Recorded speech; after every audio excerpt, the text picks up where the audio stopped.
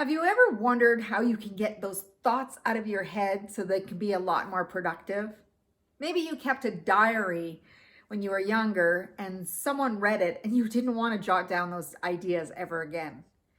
Hi, I'm Debra Kasowski, three-time best-selling author, speaker, executive coach, and the podcast host of the Millionaire Woman Show, where we talk about leadership, business, and human potential.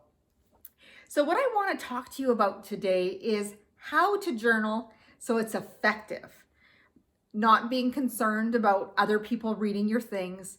It's about really digging in and really using the journal as a tool. Many people use the journal for collecting memories or writing down experiences that they had so they won't forget them. That's one form of journaling. But when you're using a journal as a tool, that's really great for mental health, de-stressing, capturing ideas, as well as brainstorming. But what I want to talk to you about journaling is some of the content that you want to have inside your journal. Now, you have to sit back and think in clarity, what type of journal do you want to keep? What is it that you need to write down and process? So what I love about journaling, it helps you discover a little bit more about who you are. You get to know yourself on a very intimate level. And I like to start with gratitude. Gratitude is one of the greatest and most common things that people actually journal about. It's about listing those different items about what you're grateful for. But I want to challenge you. By listing what you're grateful for, that's not really good enough. In the fact that we want you to get really specific. Connect with that emotion when you read what you're grateful for. Put yourself in the place in that moment that you felt that emotion for that person, that thing in your life that made life a little bit easier. That conversation you had, the meal you had, the bed you sleep in, the breath you take. So many things, but being very specific about why is it that this came to you to be grateful for today? So really thinking about something very specific and really feel that gratitude and appreciation. The other thing that gratitude does, and it's a great way to kick off the day or whenever you sit down at your journal, is it's a boosting of your happiness factor as well. The other thing that I recommend is sending out gratitude cards to individuals to let them know the impact that they have had on your life. And it can be very powerful for them to receive that, because often we go about our days not really knowing if we've made an impact or not. And by you taking that extra step to let people know that they're important, they did for you, was significant, you can really be a game changer in their lives. You can boost their confidence. You can have them feel more competent even in the skill sets they have. The other part is to jot down what steps have you been taking toward your goals. Kind of like a tracking sheet, letting you know that those habits you've put in place and those steps you're taking are getting you closer to your goals. So you want to be able to acknowledge those wins that you have every day that are heading you toward your goals.